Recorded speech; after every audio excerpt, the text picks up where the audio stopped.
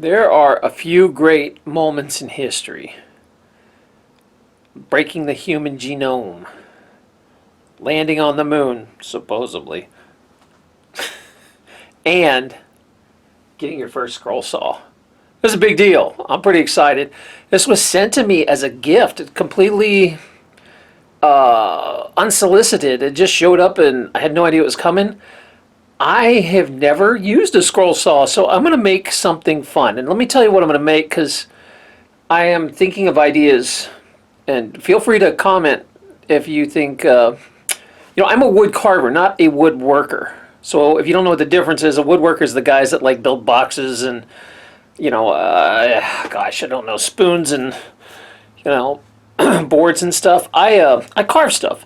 So this is mainly a lot for people that do tiny carvings, like you blank it out to save time, or building things. So I'm gonna try, well, I'll just show you.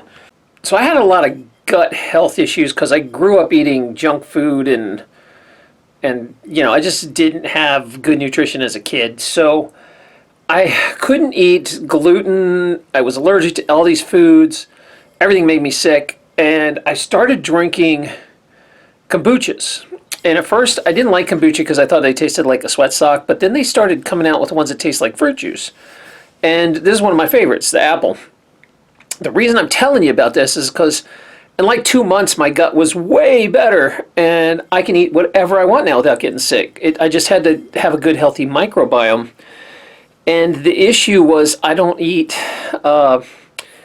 I don't like sour food like sauerkrauts and the ones with all the probiotics. I don't really like fermented food, but these were awesome. So they really helped. The issue I had, though, is they're so good, the bottles, that I've been keeping them. And I was like, maybe if we build something off-grid again, we could build, stick these in the walls or do something cool. But after 4 or 5 years, I got a ton of these things we've been saving. So I talked to my girlfriend and I was like, we're getting overrun with these things.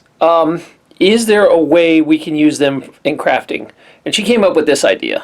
So I've got this 10-inch by 18-inch.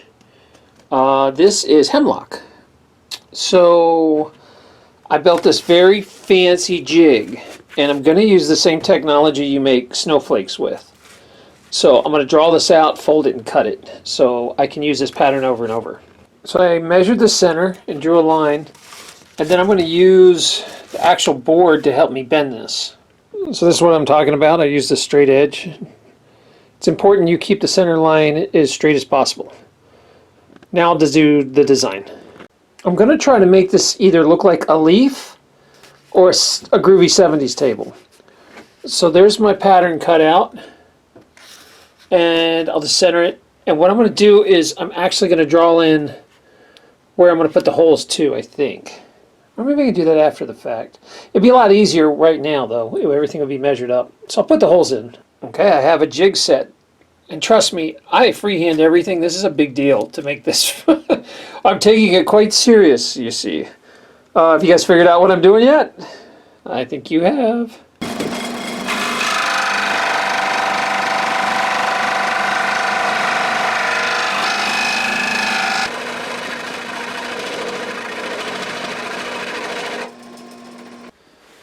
So the next stage is to find the right size hole for the cap. I drew it on there, but it needs to go down and sit on the neck a little bit.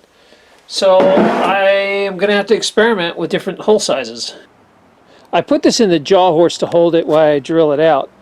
The biggest bit I have is 1.5. And I'm just using this paddle spade right here to do this. The problem is I think I need like 1/4 more inch. It's just not going to fit. So what I'll have to do is take my Dremel and enlarge this hole.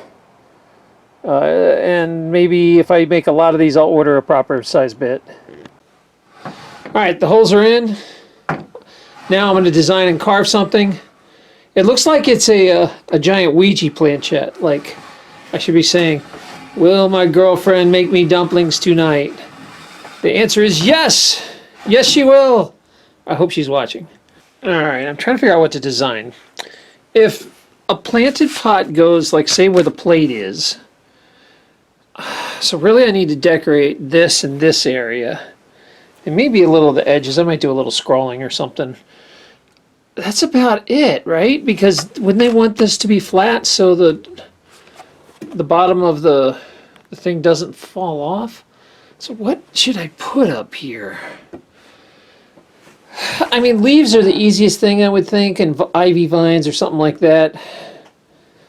But I want to be a little more original than that. Maybe mushrooms. I like mushrooms. I might put fiddleheads in.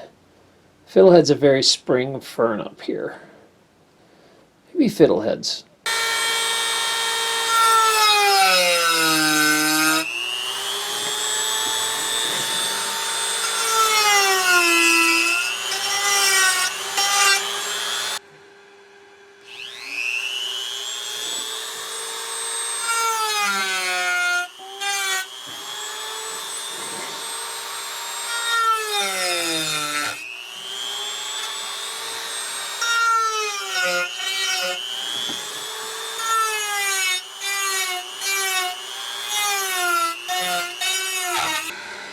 These holes are taking too long to widen, so I'm going up to the big drill, the Fordham.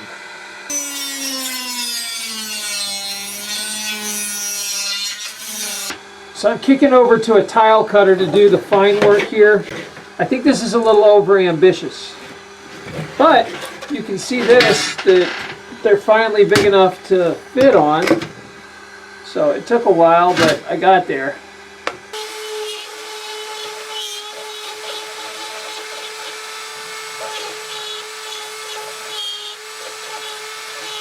Alright, so that's a fiddlehead. If you don't know what these are, they grow everywhere in New Hampshire, but they're really quick. You got to grab them in a few days or you miss them.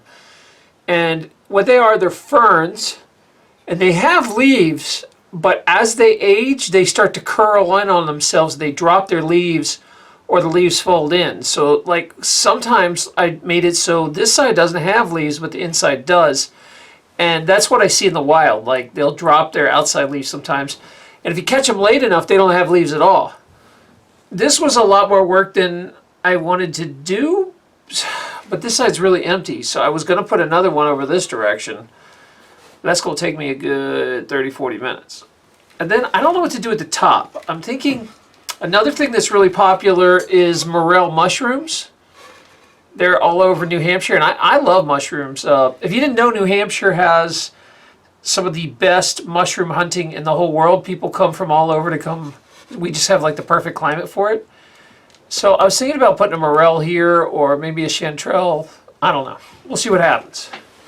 All right, so you can kind of get an idea what this is going to look like. I haven't decided if I want to put something up here or not. I kind of like it just like this. Now, here's the problem. With the fiddleheads, I'm not sure people will tell. I might have to put like some green dye in here. I don't know if I'm getting too crazy with this. Now, don't mind the bottles. I'm going to strip the labels off with a heat gun, and we're going to put lights in them and decorate them. But you can get the idea. I have no idea. It feels actually, once you get it balanced, this is really solid. These bottles are strong, so I should be able to hold a plant easy. So let's say this plate is a plant. If I push it back too far, it covers a lot of the design, but maybe that's okay. I wanted one little fern and one large fern because that's usually how they grow. They don't all grow the same speed. But there's not much room here. So I might just leave it blank, like an aesthetic, so it's just fancy on the bottom. I don't know, what do you guys think? Should I dye it or should I not? Also, you know, I get some grief sometimes because I use this hemlock, and it's terrible to work with. It's pitted, it breaks easy. It is cheap, but what I really like is when you finally get it done, look at all the cool grains in here. Like, when you burn it, it really burns well. So I love hemlock for that. I hope the burn was a good fit, but just to get it smooth enough, it's not like sanded super smooth, but it's the backside. I mean, it's not going to splinter, but it's not going to really do anything. And if people don't like the design, they can just flip it. If they just want a regular one. The hardest part, probably the whole project, is getting these darn labels off. These things are made of plastic. They're not regular labels. So we are using a heat gun to loosen them. You use a heat gun, and then they leave a little residue. So I'll have to use like Goo Gone, which I'll show you. Goo Gone, you can get this just about anywhere. It's really like a magical product. It gets rid of sticky adhesive label stuff really good. We use this all the time. It's also really good to wash your hands if you get a bunch of oil on it and you can't, like I come in with some stained hands, this will get it off. So these were pretty stubborn labels. They're made of plastic, and we used the heat gun like that, got them loose, but it still left some, residual. So we sprayed the Goo Gone on, and you have to kind of scrub it a good bit, but afterwards you still want to take some dish soap and wipe it down because it leaves like this greasy film on the bottle. It makes it slick to pick up. Also, use the stuff on your hands too. YouTube has been rough on me, and a lot of you guys watch the channel know that. So I'm doing a little more on Amazon. So if you guys are interested in buying this, I'm going to put my affiliate link below for this, the heat gun, and some other stuff. I'm going to start putting more affiliate links to just make it easier so I can buy some chainsaw stuff. I'm not going to get rich on this, but I sure would appreciate if you go through. What's weird about the affiliate links that you might not know is if you go there, put them in your cart, and come back like a day later, we don't get any credit for that. After a certain amount of time, it just it doesn't link anymore.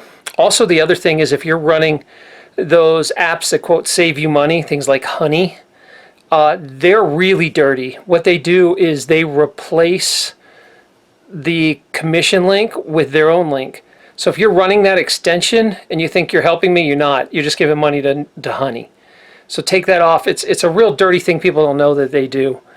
That they jump in and take the commission after I did all the work and showed you how to use it and explain the product, and then they come in and take the and the commission's like peanuts anyway, but still a lot of it adds up. Just be aware that if you're using those extensions, just take them off if you want to support us. One thing I forgot to mention is as you use this, we found out it's better to just preheat the bottle a bunch and then heat the area you're going to pull, and then just kind of go down with the area you pull. But if you preheat the whole label and the whole bottle, it seems to work faster and better and leave less glue. One quick note, the Goo Gone spray is a lot easier to use than the bottle, and you use a lot less of it. So if you got the opportunity, get the spray. And again, I'll just link this on Amazon because the spray can be hard to find. One other tip is, the Goo Gone can be rough on people's skin. Some people are sensitive to it, so wear gloves. Or if you're like me, I'm not sensitive to it, but it is still really hard to get off your hands. It's kind of greasy. So I use this Miss Myers, not the hand soap. We actually use the dish soap. The dish soap's what you want. I will link this below too. Miss Myers is great products if you don't use them.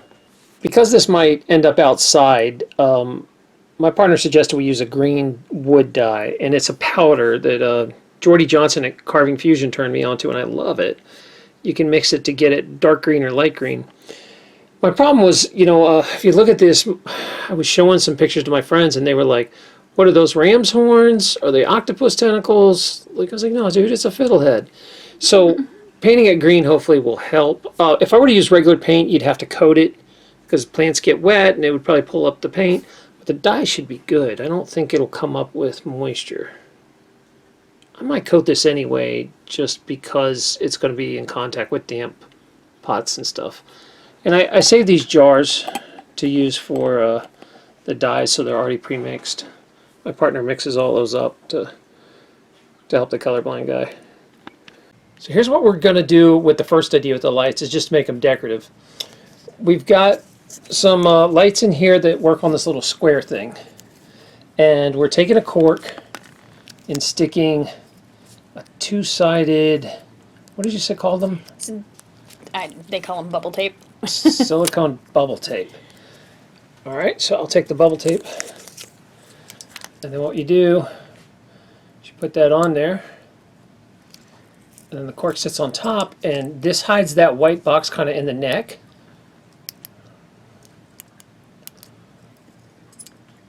The power box there.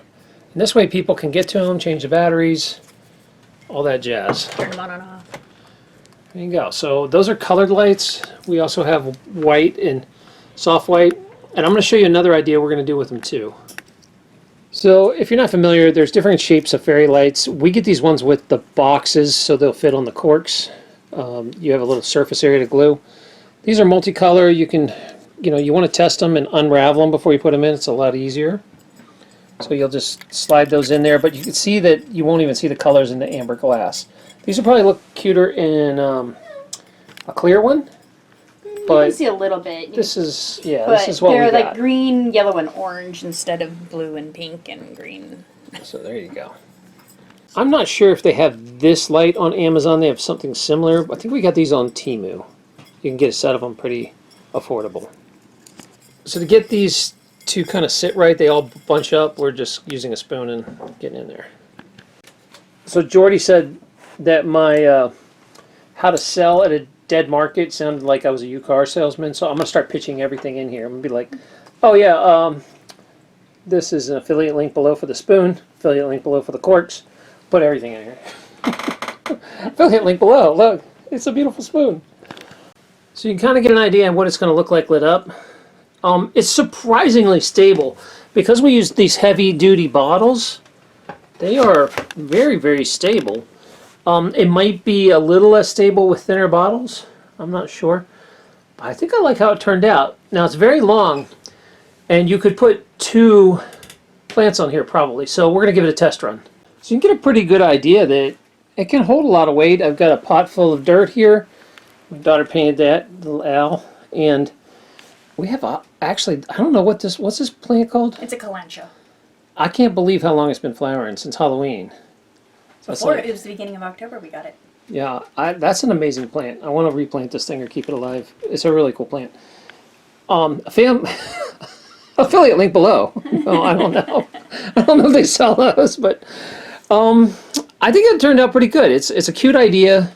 I think people could use this for all kinds of stuff. I'm going to show you another variation that I think would be really smart, and that is this. My friend Brittany gave us an idea that if you pulled the cork and lights out of here, you could put propagations of a plant in these bottles.